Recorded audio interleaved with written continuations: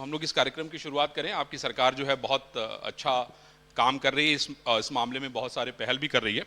तो वंशीधर जी, मैं आपसे ये समझना चाहता हूं कि जब से माननीय प्रधानमंत्री ने इस बात की घोषणा की है, तब से मैंने देखा है कि पुष्कर सिंह धामी एकदम पूरे एक्टिव मोड में है। हमारी उनसे अलग से भी बात हो रही थी तो उन्होंने कहा कि नहीं अरविंद जी, हम लोग चाहते हैं कि पूरी दुनिया के लोग यहाँ पे आएँ और जो नैसर्गिक सुंदरता है उत्तराखंड की, उसको बचा के बना के रखते हुए यहाँ से अपने पुत्र या पुत्री की शादी करें और यहाँ का पूरा जो आशीर्वाद है वो लेके जाएं। तो आप लोग क्या क्या कर रहे हैं जरा ये बताइए, और कौन कौन से ऐसे नए काम अभी जो आपने किए हैं। अगर कोई व्यक्ति मध्यम वर्गीय है, उसका थोड़ा बजट कम है, तो सरकार उनकी कैसे मदद कर रही है। और ये बहुत सारे लोग हैं जो कोई रिजॉर्ट चलाता है, कोई होटल चलाता है, कोई अलग अलग जो है प्लान तैयार करता है, उनको किस तरह से सरकार मदद कर रही है। सबसे पहले तो मैं इंडिया न्यूज़ चैनल और पूरी टीम को बधाई देना चाहता हूं कि आपने एक बड़ा महत्वपूर्ण मुद्दे पर आज ये आयोजन किया हुआ है कॉन्क्लेव का। तो पूरी टीम को पहले तो मेरी बधाई और धन्यवाद। धन्यवाद आपका स्वागत वंशीधर जी। उत्तराखंड में भी, इस कार्यक्रम में भी। देखिए, उत्तराखंड अपने आप में देवभूमि है। देवत्व का वास जहाँ है वो देवभूमि है। माँ गंगा की धरती है, माँ यमुना की धरती है, बाबा केदार, बाबा बद्री की धरती है। रुद्रप्रयाग में त्रिजुगी नारायण जी का मंदिर है जी। वो अपने आप में विवाह के लिए बहुत प्रसिद्ध है, विश्व प्रसिद्ध है और लोग आते भी रहते हैं जी। जब आमतौर पर देखिए शादी होती है तो उसके पहले जो भी पूजा के कार्यक्रम, मांगलिक कार्यक्रम किए जाते हैं, स्वस्ति वाचन होता है, देवताओं का आह्वान होता है, तो इसलिए किया जाता है कि एक बड़ा पुनीत कार्य हो रहा है, दो लोग एक साथ बंध रहे होते हैं। तो उस तरह का जो एक वातावरण तैयार किया जाता है वो उत्तराखंड में अपने आप है। तो इसलिए उत्तराखंड महत्वपूर्ण है कि यहाँ पर सारी दैवीय शक्तियाँ पहले से ही मौजूद हैं। और माननीय प्रधानमंत्री जब ग्लोबल इन्वेस्टर समिट में आए थे तो उन्होंने आह्वान भी किया था। वो आह्वान दो तरह से महत्वपूर्ण था। जी जी। एक तो ये था कि जो भी लोग साधन संपन्न या आर्थिक रूप से सक्षम लोग हैं वो विदेशों में जाते हैं शादी करने के लिए। तो उनका आह्वान जो था कि अपने देश में ही करें, और उत्तराखंड के लिए भी उन्होंने कहा था कि उत्तराखंड में करें। जी जी। तो एक तो जो इकोनॉमी है उसको ग्रोथ मिलती है, जो रोजगार की दृष्टि से अगर देखें तो उसको भी, उसमें भी वृद्धि मिलती है। और अगर स्थान की नज़रिए से देखें तो भाई जहाँ देवता है वहाँ शादी करना, उससे बेहतर कुछ हो ही नहीं सकता। बहुत बढ़िया। तो निश्चित रूप से उत्तराखंड में एक इसका बड़ा अवसर है और आने वाले समय में इसका परिणाम देखने को मिलेगा। वंशीधर जी, एक और सवाल था। देखिए, जैसे बहुत सारे ऐसे लोग हैं जो डेस्टिनेशन वेडिंग नहीं कर पाए, जैसे हम आप भी हैं उसमें, लेकिन आजकल लोग जो है 10 साल के बाद, 20 साल के बाद, 25 साल के बाद जो है वो शादी को अपने दोबारा एक तरीके से रिन्यू कर रहे हैं, इस तरह की वेडिंग को ऑर्गेनाइज कर रहे हैं। तो हम उम्मीद करें कि आने वाले दिनों में हम, आपका कौन सा पूरा होने जा रहा है? 20-25 साल तो पूरे हो ही गए होंगे। 30? देखिए, मेरी 2007 में हुई थी। अच्छा, तो हम लोग जोड़ लेते हैं उसको। हाँ, है ना, 3 और 10 13 है और क्या? 4 17। मैं बता रहा हूँ आपको। हाँ। राज्य सरकार जो हमारी नई पर्यटन नीति ले आई है, जैसे आपने कहा कि होटल रिजॉर्ट वाले हैं, तो नई हमारी जो पर्यटन नीति है वो आप चाहे होटल बनाएं, रिजॉर्ट बनाएं, योगा सेंटर बनाएं, उस तरह के किसी भी इंफ्रास्ट्रक्चर को बनाने के लिए 50% तक की सब्सिडी दे रही है। क्या बात है। जो अपने आप में आप सोच सकते हैं बहुत कि 50% की सब्सिडी ये दे रहे हैं कि अगर कोई जो है इस तरह के सेंटर बनाता है, होटल बनाता है, जिस कॉन्सेप्ट को लेके सरकार चल रही है, और शायद आप लोग इसीलिए बैठे हुए हैं कि अगर आपके दिमाग में इस तरह का कोई कॉन्सेप्ट चल रहा है तो आप 50% सब्सिडी सरकार से आके ले जाइए। बिल्कुल एकदम। और इसके लिए साहब क्या क्या उनको चाहिए होता है? क्योंकि क्या होता है, सरकारी चीज़ें लोग, मतलब अभी तक तो लोग बहुत क्लिष्ट समझते थे कि कागज भरिए, ये भरिए, वो भरिए, दुनिया, अब तो सारी चीज़ें डिजिटल हो गई हैं वंशीधर जी। नहीं, देखिए, हमारे यहाँ सिंगल विंडो क्लियरेंस है। मैं वही बता रहा हूँ कि अगर होटल है, मोटल है या रिजॉर्ट है, उन कंपोनेंट्स में तो है 50%। अच्छा। लेकिन अगर आप मान लीजिए योग केंद्र बना रहे हैं जी, तो उसमें 100% है, 100% 100% है। हाँ। ओ, अगर आप हमारी, क्या बात है। प्लीज बहुत सारे लोग मिलके ताली बजाइए भाई, ये बहुत छोटी बात नहीं है। मतलब 100% आपको सरकार फाइनेंस कर रही है, पैसा दे रही, क्या चाहिए आपको? तो कुछ ऐसे कंपोनेंट्स में जैसे इलेक्ट्रिक बस है उसमें 100% है, अच्छा। तो 50 to 100% तक की सब्सिडी है, और वो इन्हीं तरह की गतिविधियों को बढ़ावा देने के लिए है। और देखिए अभी बजट हमारा हुआ है, और ये सरकार की नीतियों का ही परिणाम है कि 2016-17 में जी। जहां हमने ओपन मार्केट से लोन बारो किया था वो 7,000 करोड़ था, हम्म। पिछले वर्ष केवल 1,500 करोड़ लिया है। क्या बात है, तो बहुत बढ़िया। निश्चित रूप से एक आर्थिक समृद्धि की ओर हम लोग बढ़ रहे हैं, और उसमें सरकार की जो योजनाएं हैं, जो नीतियां हैं, उनका एक बड़ा महत्वपूर्ण योगदान है। तो लोगों को आगे आना चाहिए, और निश्चित रूप से उत्तराखंड में एक बेहतर परिस्थिति, परिवेश और उनको सुविधा मिलेगी। अच्छा वंशीधर जी, आपको अपनी शादी का कुछ याद आता है? मतलब कैसे तय हो गई, किसने तय कर दिया? आप तो इतना देखिए, वो साइट वाले भी बैठे हुए हैं जो शादी कराते हैं, कौन कौन से .com हैं, वो मिलाई जोड़ी मिलाने वाले भी लोग बैठे हुए हैं, गुरुजी भी बैठे हुए हैं जो सही वक्त पे आशीर्वाद देते हैं। आपको अपनी शादी का कुछ याद आता है, कैसे तय हुई थी? नहीं देखिए, हमारी शादी तो मेरे पिताजी ने तय करी। ठीक है। नहीं तो आपसे पूछा नहीं गया था? नहीं, बिल्कुल नहीं। अच्छा, आपने भी उसका हाँ, पूरा पालन किया? मुझे बिल्कुल नहीं पूछा गया था, और मेरे दूर के रिश्ते में आते थे जहाँ मेरी शादी तय अच्छा। हुई, और मेरी तो वाइफ आपने देखा है का नहीं तो सच्ची बताइएगा, नहीं, मैं देखिए बता रहा पूछ हूँ लूंगा ना, मैं। मैं बता रहा हूँ मेरी शादी कैसे हुई, आपने पूछ हाँ, ये दिया। जानना बहुत जरूरी है भाई। तो जो देखिए, मेरी वाइफ की मदर, उनको कैंसर हुआ था, मेरे पिताजी देखने गए थे उनको। अच्छा, तो उन्होंने कहा कि मेरी ये छोटी वाली बेटी है, इसकी शादी अभी की चिंता है। इसकी चिंता ये नहीं, मेरे पिताजी ने कहते हैं मेरे छोटे वाले बेटे से कर देंगे। क्या बात है। और आपसे पिताजी ने पूछने की भी जरूरत नहीं नहीं, समझी? वो तो देखिए भाई, ये त्याग का विषय है। आज के समय में तो बगावत आदमी कर देगा। ताली तो एक बार बजा दीजिए इस शादी के लिए, हैं? देखिए आज के समय में मतलब इस तरह की चीजें अगर आप देखें तो आप देखते हैं कि अरे आप फोटो दिखाना, पूछना, ये सारी चीजें कितनी इंपॉर्टेंट है। घर में आप आए दिन बगावत सुनते होंगे कि नहीं नहीं मैं इस लड़के से शादी नहीं करूंगी। नहीं है, वो देखिए अब समय के साथ बदला हुआ है, उस समय ऐसे ही होता था। और मैंने तो अपनी वाइफ को देखा भी नहीं था, जब शादी हुई तो शादी के दिन ही देखा था। तो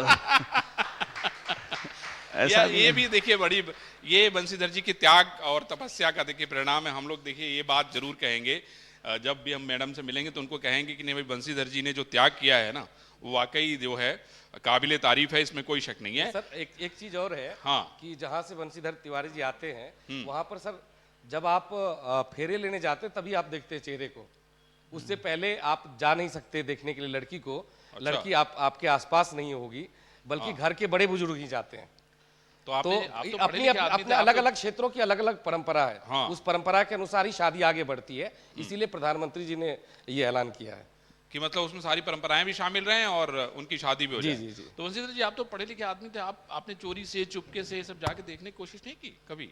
नहीं नहीं, देखिए मैं कह रहा हूँ कि हम लोग उस परिवेश से आए हैं कि मतलब अगर पिताजी ने कह दिया तो फिर कह दिया। चलिए भाई, देखिए ये बहुत बड़ी बात है।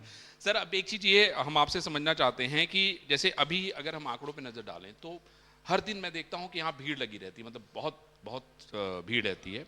मैं आपसे ये समझना चाह रहा हूँ कि भीड़ तो बढ़ रही है लेकिन जगह तो बढ़ नहीं रही, जगह तो उतनी ही है ना? लेकिन उसके बाद भी नए होटल्स खुल रहे हैं, नए रिजॉर्ट्स खुल रहे हैं। कैसे सारी चीज़ें समाहित होंगी, कैसे चीज़ें नियंत्रित रह पाएंगी? ये सब चीज़ें बड़ी आसान सी लगती नहीं है, क्योंकि आप देखिए कि कचरा भी बहुत बड़ी समस्या है, पोल्यूशन बहुत बड़ी समस्या है, पानी बहुत बड़ी समस्या है, इलेक्ट्रिसिटी बहुत बड़ी समस्या है। तो इन चुनौतियों से कैसे जूझ रहे हैं और इसको कैसे सामंजस्य बिठा रहे हैं इसके साथ? देखिए बड़ा अच्छा मुद्दा आपने उठाया है, और मैं बताऊं, अगर केवल एक कचरे की बात अगर आप कर लें तो जो हमारा शहरी क्षेत्र होता है ना, जो नगरीय क्षेत्र है, वहाँ पर ज़्यादा कचरा निकलता है, क्योंकि वहाँ पे उपभोक्ता ज़्यादा है, कंज्यूम ज़्यादा करते हैं, तो कचरा ज़्यादा प्रोड्यूस करते हैं। ग्रामीण क्षेत्रों में अपेक्षाकृत आपका कचरा कम होता है और कम वो निकलता है। डिकम्पोज भी करने के लिए वो एक जगह रहती है हाँ, उनकी वो अपनी। डिकम्पोज भी करते हैं। जी जी तो कहीं ना कहीं देखिए, एक तो सिविक सेंस की भी बात है। जी और मैं देहरादून में नगर निगम में भी रहा हूँ पहले, जी। तो वहाँ पे हम व्यवहारिक दिक्कतें क्या देखते थे, जैसे पॉलीथीन एक बड़ी समस्या है। दूसरी बड़ी समस्या क्या, एक दिन मैं आपसे डिस्कस भी कर रहा था जी।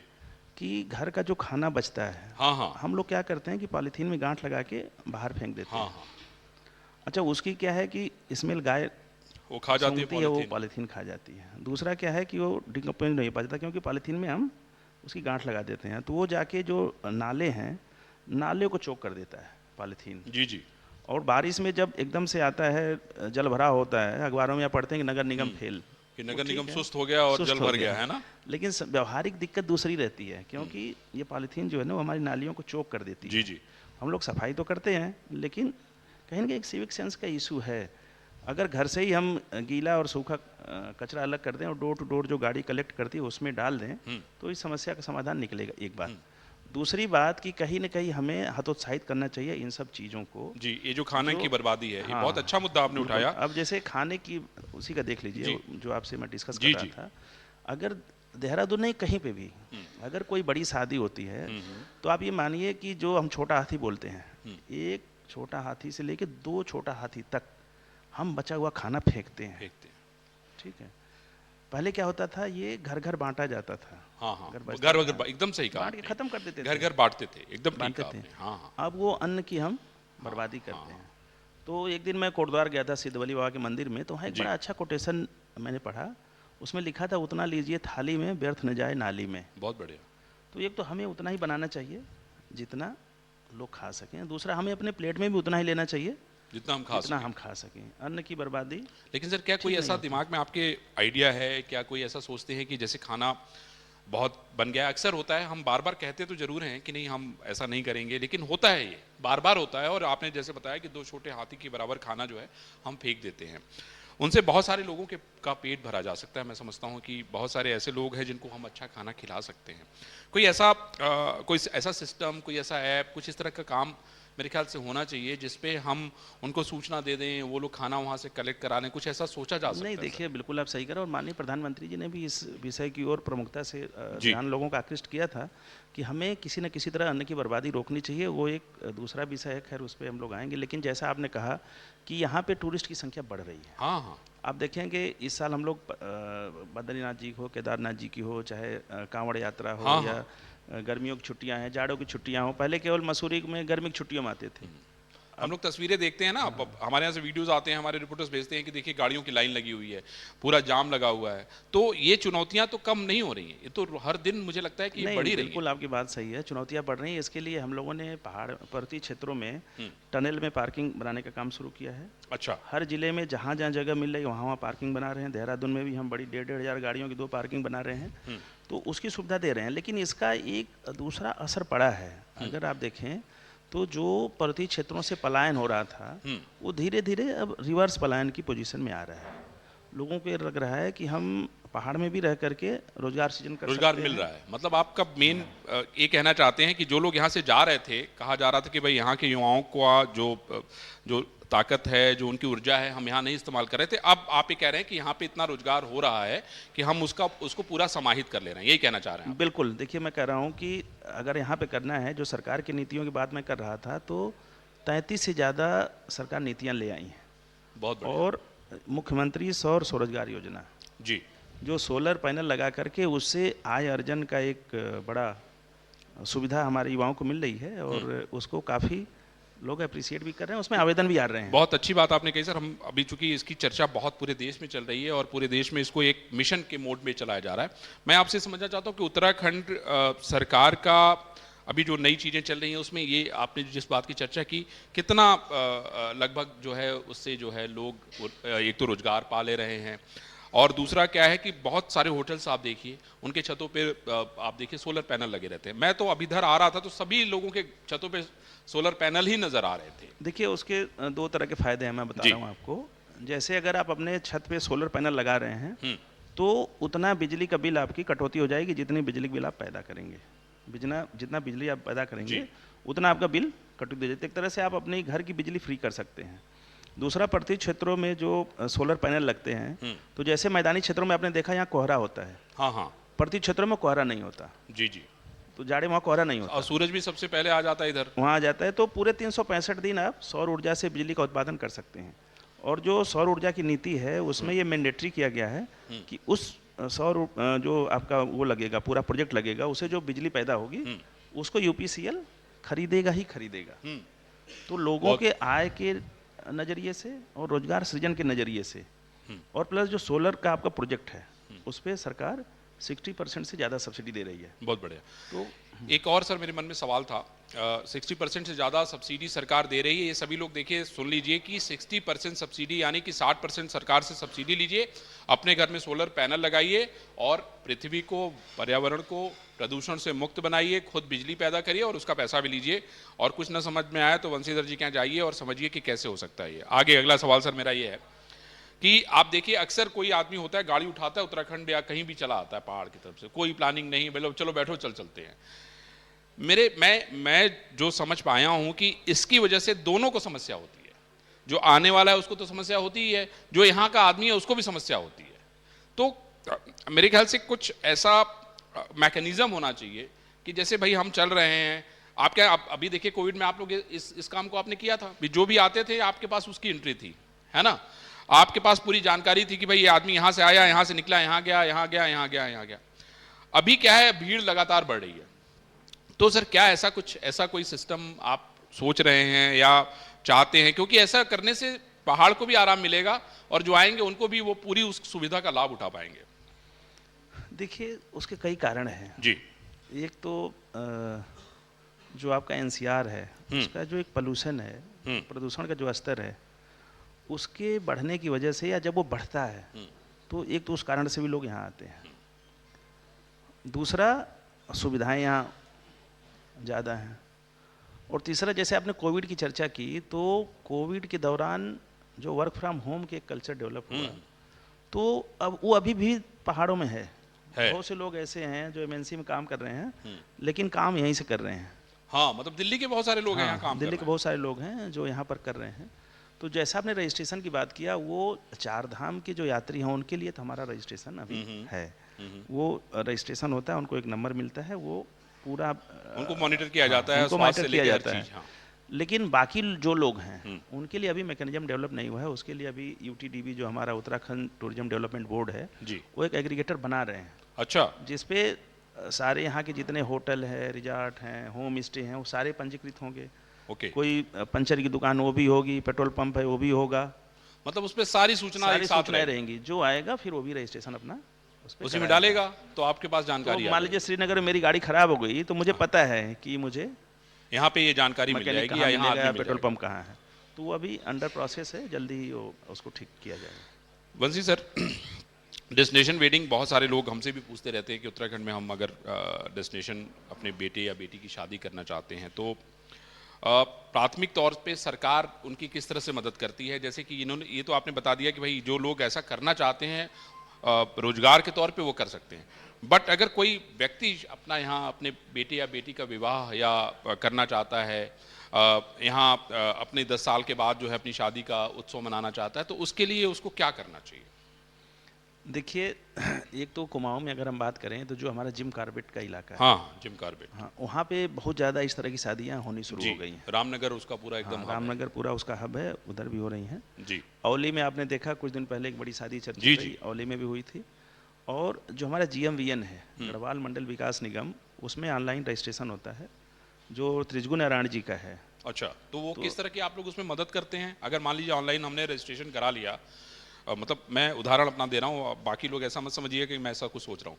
ऑनलाइन रजिस्ट्रेशन करा लिया तो उसमें हमें क्या क्या सरकार की तरफ से फायदे मिलते हैं? नहीं, जैसे मैं वही बता रहा हूँ कि वहाँ पे वेटिंग बहुत है और GMVN का ही गेस्ट हाउस है त्रिजगु नारायण में, और कोई दूसरी सुविधा भी वहाँ इस तरह की विकसित नहीं हुई है।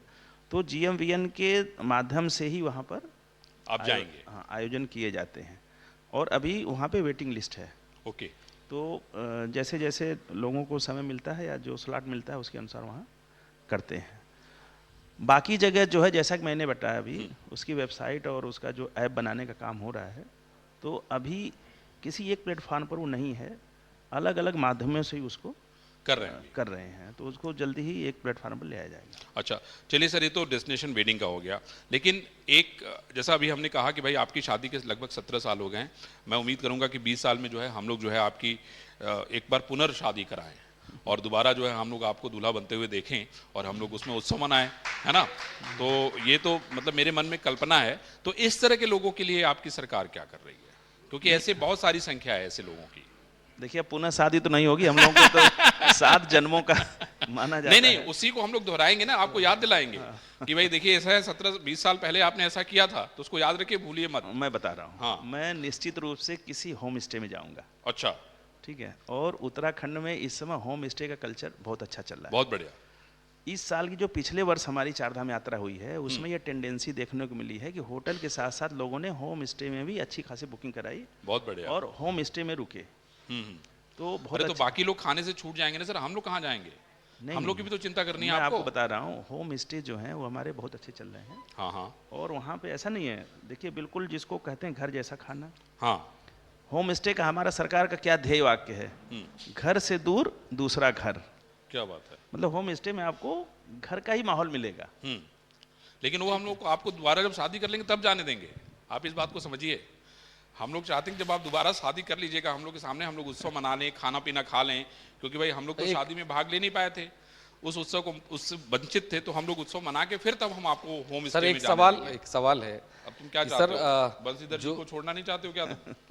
जो प्रधानमंत्री जी अभी आए थे, हाँ। उन्होंने जिस तरह से ऐलान किया है कि यहाँ पे वेडिंग डेस्टिनेशन के रूप में इस राज्य को डेवलप किया जाएगा, इसमें प्रचार प्रसार की भी बड़ी भूमिका है कि आप जितना प्रचार प्रसार करेंगे उतने ही लोग दूसरे राज्यों से भी आएंगे। तो उस दिशा में क्या क्या कदम उठा रहे हैं और उसको लेकर क्या क्या, चूंकि आपके पास बड़ी जिम्मेदारी है, सरकार मुख्यमंत्री के साथ जुड़े हैं ही, साथ ही प्रचार प्रसार की भी बड़ी जिम्मेदारी है। और कहते हैं किसी चीज़ को भी सफल करना है तो उसमें प्रचार प्रसार जितना आप करेंगे अलग अलग प्लेटफॉर्म पे, उतना उसकी भूमिका होती है। तो उस दिशा में भी क्या कदम उठा रहे हैं? देखिए इस तरह के ना दो तरह के प्रचार प्रसार की जरूरत है जी। एक तो ये कि उत्तराखंड में आप वेडिंग डेस्टिनेशन के रूप में एक अच्छी जगह है, यहाँ पर आइए। और दूसरा प्रचार प्रसार इस तरह का है कि कहाँ आइए। तो एक तो जो जगह है उसका भी प्रचार प्रसार करना है और एक उत्तराखंड को प्रमोट करना है। जी जी, और लोगों को रोजगार भी देना है इसके जरिए। निश्चित रूप से देखिए अभी मैं बताऊं आपको, एक तो हमारी जो मीडिया है, चाहे electronic media, print media, social media, उसके माध्यम से हम लोग प्रचार प्रसार कर रहे हैं। दूसरा, अभी हमारी माननीय मंत्रिमंडल ने एक हमारी नई फिल्म नीति को मंजूरी दी है। उस फिल्म नीति में कोई उत्तराखंड में अगर मान लीजिए फिल्म की शूटिंग करता है 75%, तो उसको 3 करोड़ तक की सब्सिडी हम देंगे। बहुत बढ़िया। ठीक है। अब उसमें मान लीजिए कि वो हमारी जगहों को भी दिखाते हैं कि ये ग्वालदम है, ये कारबेट है, ये लैंसडाउन है, तो उसकी अलग से सब्सिडी है। ठीक है। पहले क्या होता था, कई फिल्में शूट तो ही उत्तराखंड में दिखा दिया कहीं और का। ओ, तो अब हमने अपनी जगहों ओरिजिनल को, चीजों को दिखा रहे हैं आप। दिखा रहे हैं। अगर आप उसको दिखाएंगे तो उसको अलग से हम पैसा भी देंगे, सब्सिडी भी देंगे। तो हमारी जगह का जो आप बता रहे हैं उसका प्रमोशन फिल्म के माध्यम से करेंगे। और जो हमारे डेस्टिनेशन है जहाँ पे आप शादी कर सकते हैं, उसके प्रचार प्रसार का जो हम माध्यम है, वो जैसा मैंने बताया हमारा जो सामान्य तरीका है मीडिया के द्वारा, वो करेंगे। बहुत बढ़िया। तो देखिए ऐसा है कि बंसीधर जी ने कुछ छोड़ा नहीं, आपको शादी कैसे करनी है, कहाँ करनी है ना, वो सारी जानकारी दे दी। शादी करने के बाद आपको कहाँ जाना है वो भी बता दिया कि आप होम स्टे में जाइए, शांति से रहिए, किसी आदमी का फ़ोन मत उठाइए और एकदम चुपचाप सब बंद करके रहिए।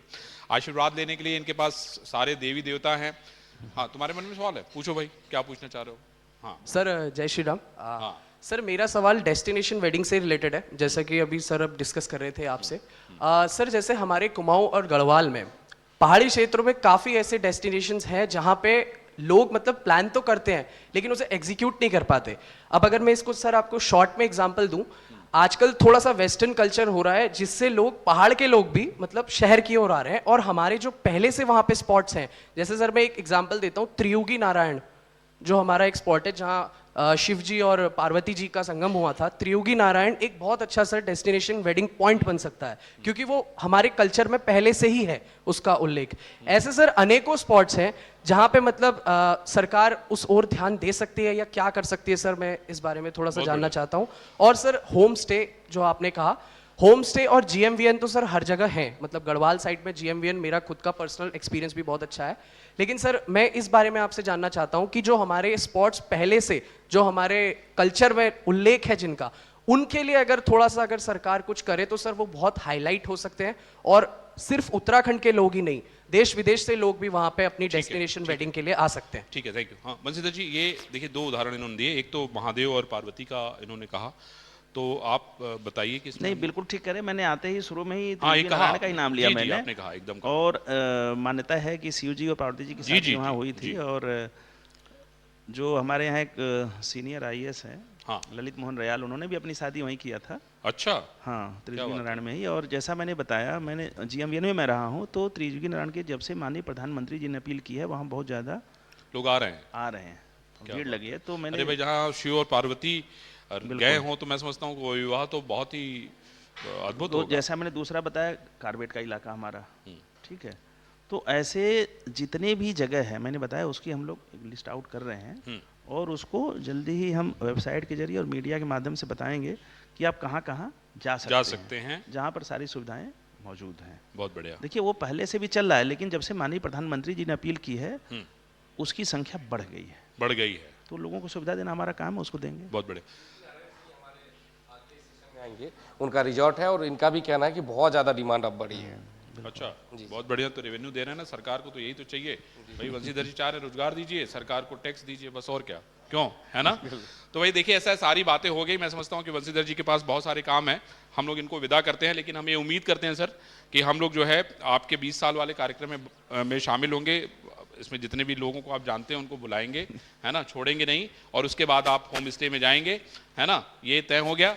और हम यहाँ से इस प्रण के साथ जाएंगे कि हम उत्तराखंड को साफ रखें, स्वच्छ रखें। और सबसे बड़ी बात है कि जहाँ हम रहें, कम से कम उसके आसपास की जगहों को भी स्वच्छ रखें, क्योंकि ये हमारा कर्तव्य बनता है।